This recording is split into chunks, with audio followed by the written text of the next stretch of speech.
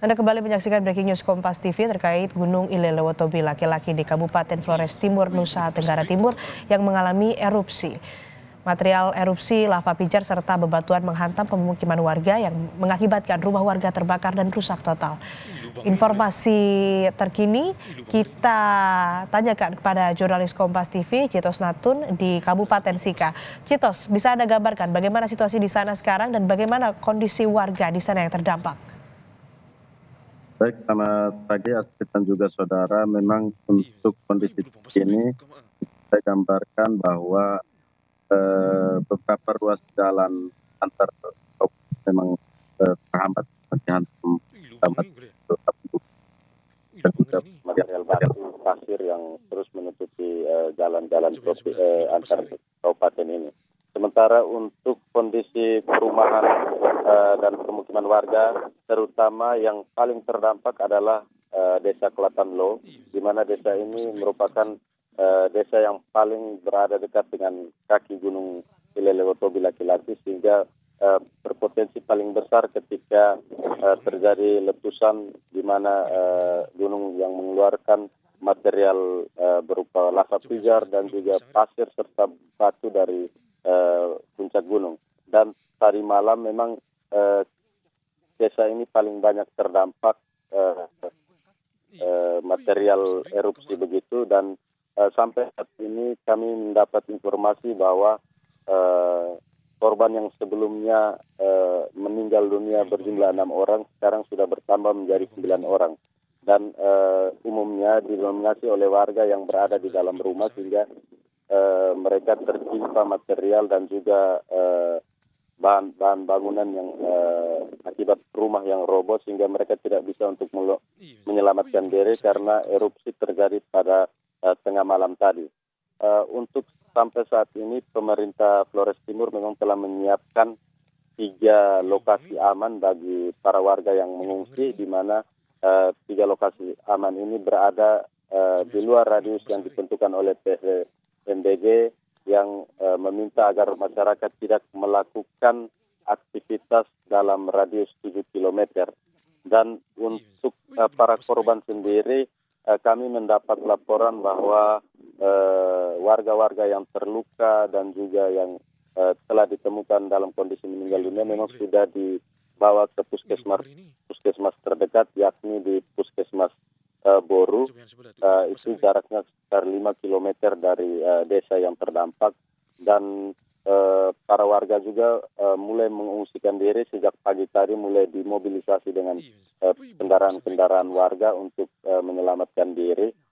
Untuk bantuan sendiri, Astrid dan juga saudara, tim Basarnas dari Basarnas Maumere dan juga tim Brimob Maumere telah berangkat dari Kabupaten Sika, kira-kira 2 jam lama perjalanan dari Kabupaten Sika menuju ke lokasi untuk melakukan evakuasi atau pencarian korban yang memang sampai saat ini masih tertimpa material vulkanik dan juga rumah-rumah warga yang roboh. Untuk fasilitas-fasilitas publik sendiri, ada sekolah yang memang terdampak, itu beberapa bangunan roboh total, dan juga beberapa biara susteran di sana yang juga terdampak lontaran material dari gunung sejak tadi malam. Astrid. Ya, lalu terkait dengan warga yang tadi Anda sebutkan juga sudah mulai mengungsi ya. Tadi disebutkan juga oleh BNPB sudah dievakuasi, ada beberapa yang mendapatkan perawatan medis langsung di puskesmas, lalu ada yang mengungsi juga. Bisa Anda gambarkan, Citos, bagaimana posko pengungsian di sana? Ada berapa, dan juga apakah kondisi posko pengungsian di sana juga sudah bisa memenuhi kebutuhan para pengungsi warga yang terdampak di sana? Untuk lokasi pengungsian dan posko pengungsian, Astrid, kemarin kami sempat berada di lokasi tempat terjadinya letusan ini. Memang untuk posko-posko ataupun tenda-tenda yang disiapkan oleh pengungsi, kemarin baru terlihat itu posko di SD yang berada kurang lebih 5 km dari gunung. Dan untuk posko ataupun tenda-tenda sendiri memang seperti biasa, ketika kejadian pada erupsi bulan Januari kemarin, tenda-tenda itu akan didatangkan dari pusat kabupaten, yaitu di Kota Larantuka, kurang lebih perjalanan jauhnya sekitar 2 jam.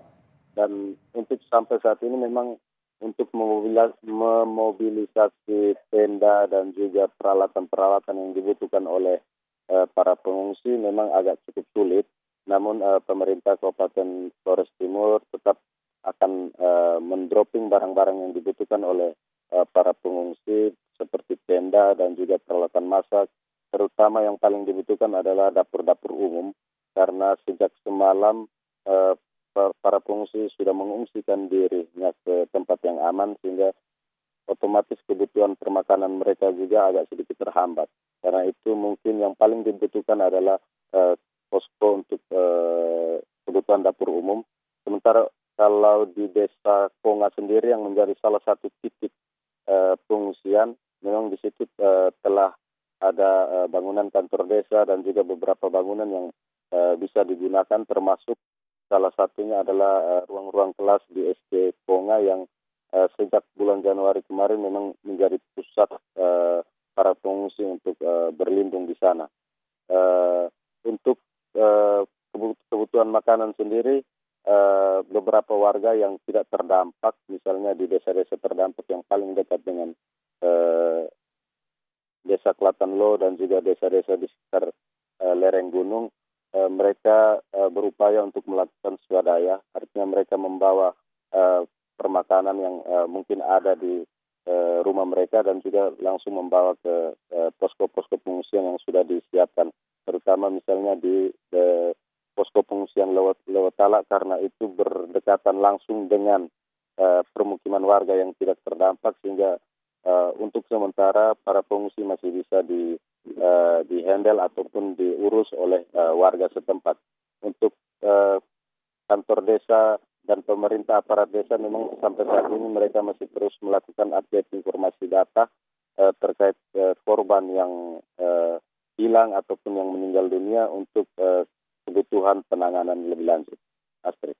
Ya, lalu kebutuhan apa yang paling diperlukan oleh warga terdampak di sana? Lalu bagaimana dengan jalur komunikasi di sana, Citos? Baik Astrid, untuk jalur komunikasi sendiri kami memantau bahwa di lokasi itu ada beberapa tower Telkomsel dan juga XL yang agak jauh dari gunung dan juga agak jauh dari permukiman yang terkena dampak erupsi kemarin.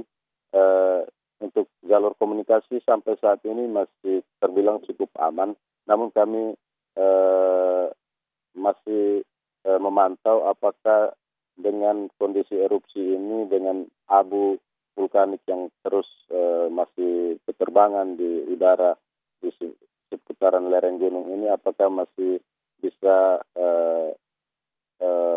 membuat jalur komunikasi tetap aman.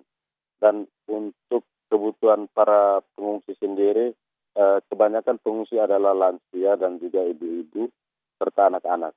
Karena itu kebutuhan yang paling dibutuhkan adalah soal kebutuhan para perempuan dan juga makanan serta obat-obatan, karena sejak semalam kami mendapat informasi bahwa abu vulkanik yang keluar yang dimuntahkan oleh Gunung Ilelewotobie laki-laki itu membuat sejumlah masyarakat kesulitan untuk bernapas, karena itu ada yang harus mendapat pertolongan oksigen ataupun dari paparan-paparan abu vulkanik itu, sehingga masyarakat memang kesulitan untuk beraktivitas hingga saat ini.